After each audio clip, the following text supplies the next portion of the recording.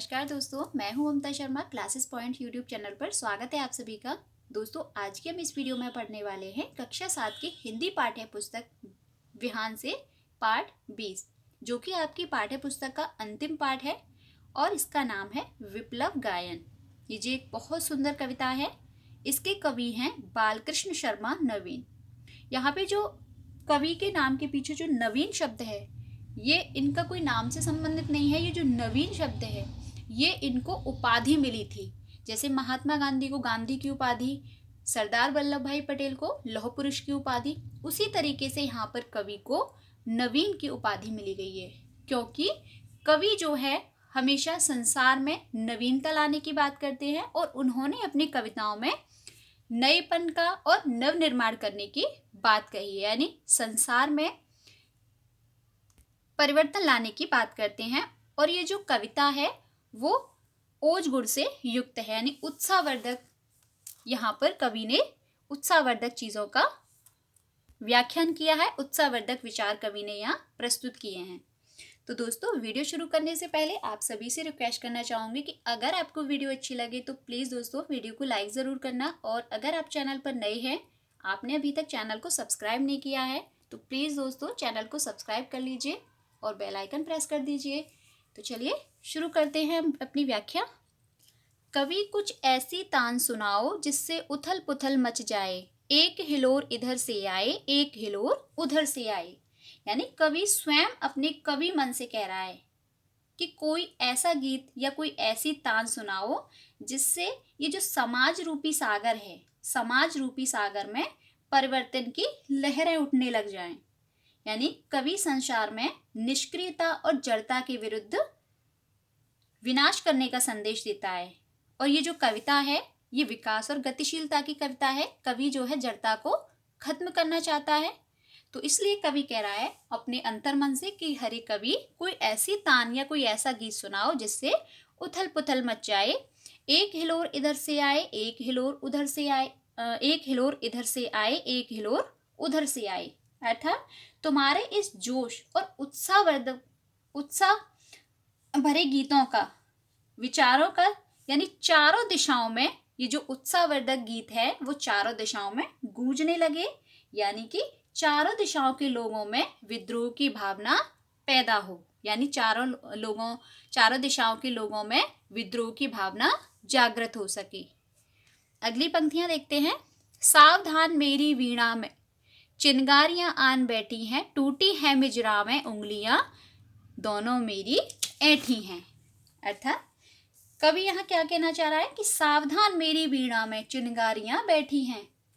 कवि अपने अंतर्मन, यानी कवि ने जो पहली पंक्तियां हैं उनमें कहा है कि कोई ऐसा उत्साहवर्धक गीत सुनाओ जिससे कवि के मन में जो है उथल पुथल मच जाए, संसार रूपी जो सागर है उसमें उत्साह की, जोश की लहरें उठने लगें।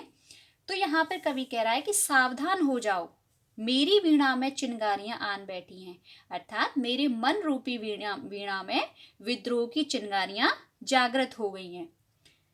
टूटी है मिजरा में उंगलियां दोनों ऐठी हैं। मिजरा में बोलते हैं एक तार का छल्ला बना होता है जिसकी नोक से थोड़ी सी चोट करके सितार को बजाते हैं।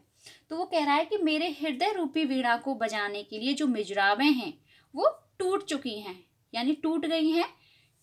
यानी कवि दूसरे अर्थों में कह रहा है कि अब इन उंगलियों से, यानी अब इन मुजरावों में जो उंगलियों से जो तान सुनाई देगी वो मधुर नहीं होगी, इससे मधुर सुर सुनाई नहीं देगा। क्योंकि कवि तो जो है परिवर्तन लाना चाहता है और कवि जो है विद्रोह लाना चाहता है, क्रांति लाना चाहता है। इसलिए वो मधुर संगीत नहीं सुनाएगा, अब वो विद्रोह भरे गीत सुनाने की बात कह रहा है। इसलिए वो कह रहा है कि मेरी वीणा में चिनगारियां आन बैठी हैं और जो मिजरावें हैं वो टूट गई हैं और मेरी जो दोनों उंगलियां हैं वो ऐंठ गई हैं। अगली पंक्तियां हैं। कंठ रुका है महानाश का, मारक गीत रुद्ध होता है, आग लगेगी क्षण में हृदय में, अब क्षुब्ध युद्ध होता है।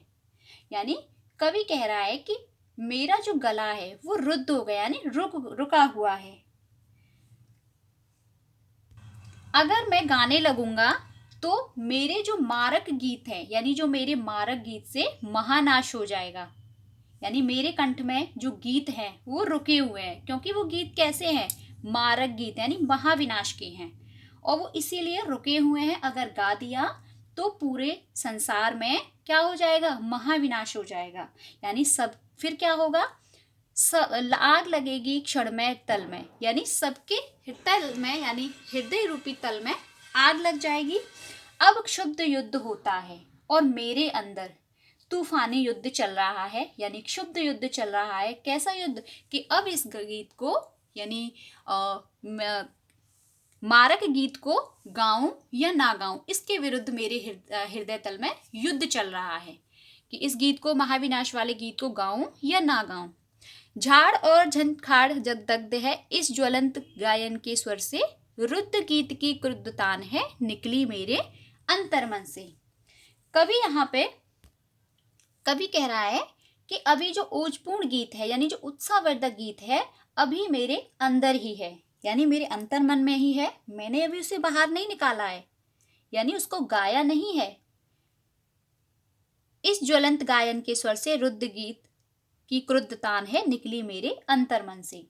और सिर्फ स्वर से ही झाड़ और झंखाड़ यानी कि जो समाज में जो कुरीतियां हैं वो नष्ट हो गई हैं, जल रही हैं। कवि कहता है कि झाड़ और झंकार दग्ध है इस ज्वलंत गायन के स्वर से, रुद्र गीत की क्रुद्धतान है निकली मेरे अंतर्मन से। यानी कवि कह रहा है कि अभी मैंने उस विद्रोह भरे गीत को यानी उत्साहवर्धक गीत को गाया नहीं है, सिर्फ उसके क्रोध भरे स्वर से ही झाड़ और झंकार दग्ध हैं। झाड़ और झंकार यानी समाज में जो कुरीतियां हैं वो नष्ट हो गई हैं।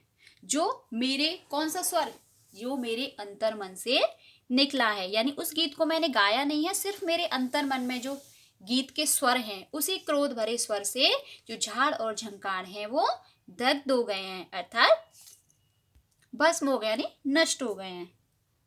अगली पंक्तियां हैं, कड़कड़ में है व्याप्त वही स्वर, रोम रोम गाता है वह ध्वनि, वही तान गाती रहती है कालकूट फड़ी की चिंतामणि। यानी कवि के अंतर्मन में, यानी कवि के मन में जो विद्रोह रूपी गीत है, यानी विद्रोह रूपी जो स्वर है, कवि कह रहा है कि वो किसी को सुनाया नहीं है, सिर्फ क्रोध रूपी तान उसकी सुनाई दे रही है। और उस तान का इतना गहरा प्रभाव हुआ है, यानी इतना भयंकर प्रभाव हुआ है कि कड़कड़ में है व्याप्त वही स्वर, कि उस स्वर, वह जो स्वर है वो कड़कड़ में व्याप्त हो गया है, अर्थात वो जो स्वर है, क्रोध वाला स्वर है, विद्रोह रूपी गीत है, स्वर है, वो सभी जगह सुनाई देता है। यानी कवि का रोम रोम वही गीत गा रहा है, वही तान गाती रहती है कालकूट फड़ी की चिंतामणि। यानी जिस प्रकार भयानक विष को धारण करने वाले सर्प के मुख पर चिंतामणि शोभित होती है, उसी प्रकार शरीर के कण कण में विद्रोह रूपी तान सुशोभित हो रही है। यानी यहाँ पे कालकूट का अर्थ होता है विष, चिंतामणि यानी जो सर्प के मुख पर जो मणि होती है। कवि कह रहा है कि जिस प्रकार वे विषैले सर्प के मुख पर चिंतामणि शोभित होती है, उसी प्रकार कवि के शरीर के कण कण में विद्रोह रूपी तान सुशोभित हो रही है। आज देख आया हूँ जीवन के सब राज समझ आया हूँ, भ्रू विलास में महाविनाश के पोषक सूत्र परख आया हूँ। कवि कह रहा है कि यानी इस क्रोधपूर्ण स्वर के कारण सभी गूढ़ रहस्यों को जान चुका हूँ, यानी जो विद्रोह रूपी स्वर के कारण मैंने सभी रहस्य जान लिए हैं, सभी रहस्य समझ लिए हैं।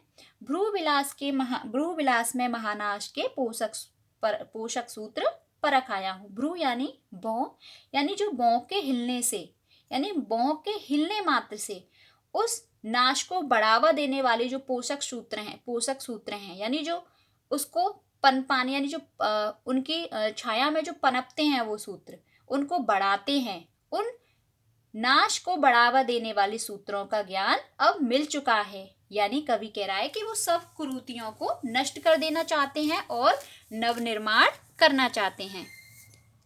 यानी कवि संसार में जो निष्क्रियता है, जो जड़ता है, उसको नष्ट कर देना चाहते हैं और कोई ऐसा गीत सुनाने के लिए कह रहा है उनका अंतर्मन, यानी अपने अंतर्मन से वो कह रहे हैं कि कोई ऐसा गीत सुनाओ जिससे लोगों में विद्रोह की भावना पैदा हो और वो इस परिवर्तन को संसार में ला सकें और इस संसार की जो निष्क्रियता है, जो सुसुप्त अवस्था है, उसको हटा करके संसार में नवनिर्माण कर सकें।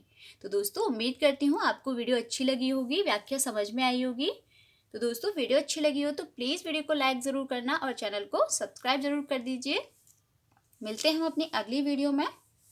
तब तक के लिए आप अपना ध्यान रखिए, सुरक्षित रहिए। Take care, bye bye.